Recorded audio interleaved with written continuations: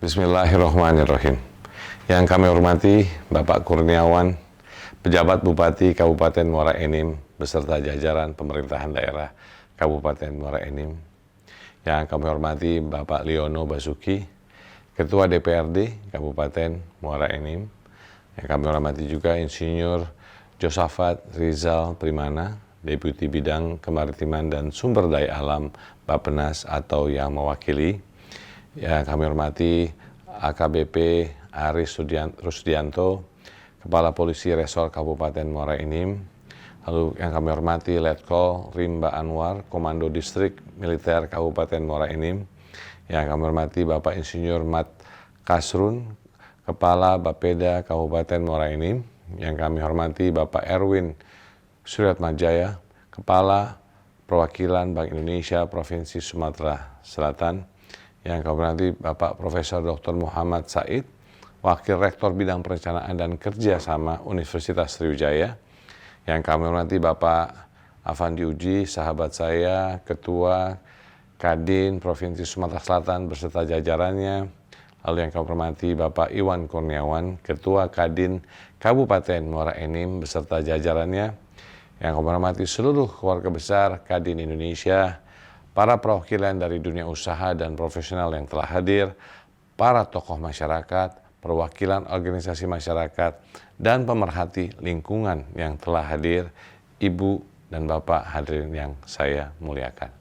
Assalamualaikum warahmatullahi wabarakatuh. Salam sejahtera untuk kita semua. Shalom, Om Swastiastu, Namo Buddhaya, salam kebajikan.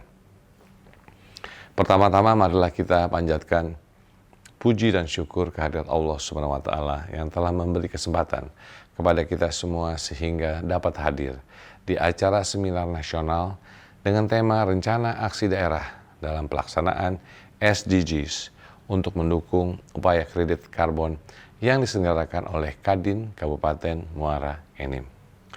Saya sungguh bangga dan mengapresiasi Kadin Muara Enim yang telah menyelenggarakan seminar bertemakan SDGs ini.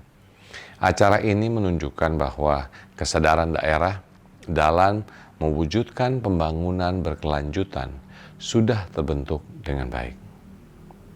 Ibu dan Bapak yang saya hormati, sejalan dengan agenda global seperti Perjanjian Paris dan Sustainable Development Goal ataupun SDG, Indonesia telah mengumumkan komitmen ambisius pada inisiatif perubahan iklim global atau Nationally Determined Contribution ataupun NDC.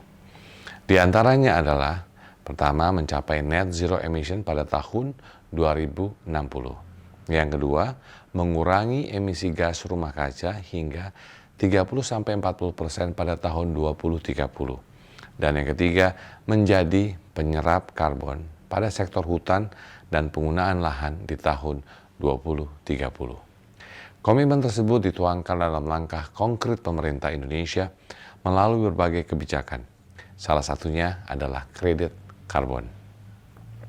Perdagangan karbon atau carbon trading merupakan salah satu upaya yang dapat dilakukan untuk mencapai target NDC, selain upaya transisi energi fosil ke energi berkelanjutan.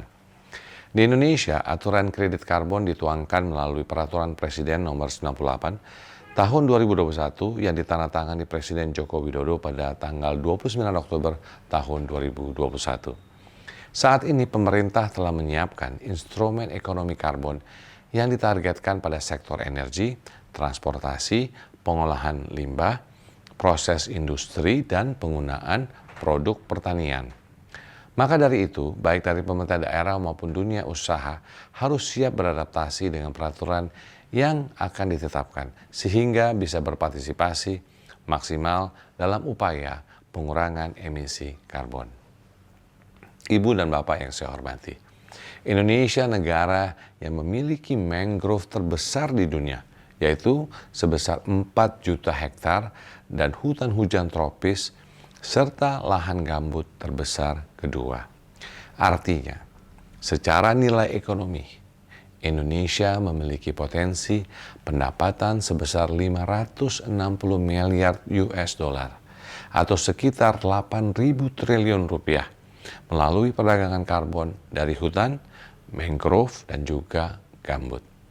Bahkan kapasitas pasokan kredit karbon Indonesia diproyeksikan melebihi permintaan domestik, yaitu sebesar 50-50 metrik ton karbon dioksida, membuat Indonesia berpotensi untuk menjadi negara pengekspor karbon kredit global. Muara Enim sendiri adalah daerah yang kaya akan sumber daya alam, terutama batu bara, minyak, dan gas bumi, di mana kegiatan pertambangan telah bertahun-tahun dilakukan di sini.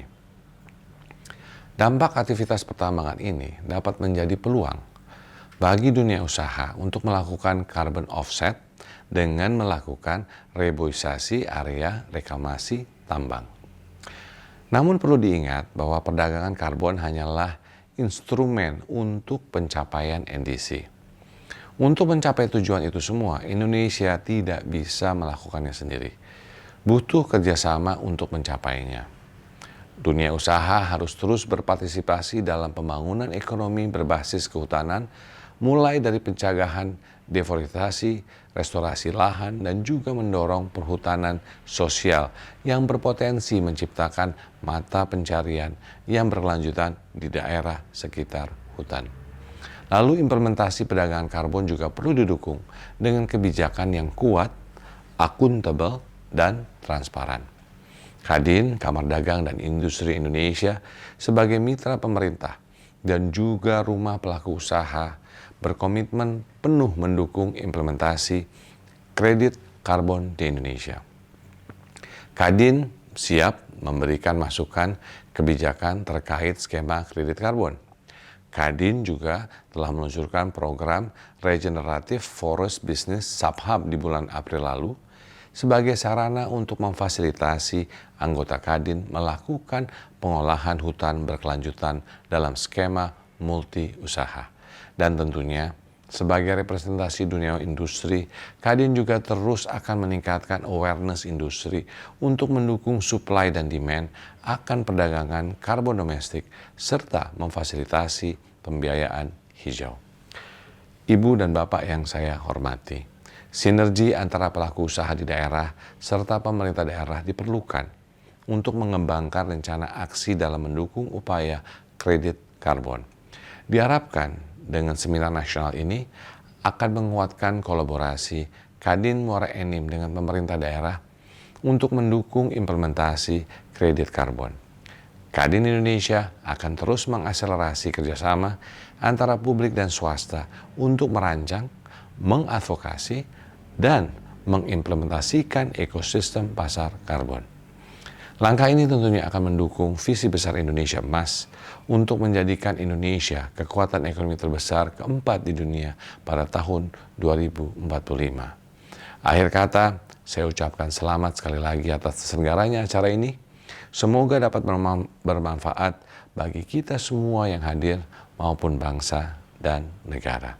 Terima kasih, salam sehat, salam optimis, salam sukses. Wassalamualaikum warahmatullahi wabarakatuh.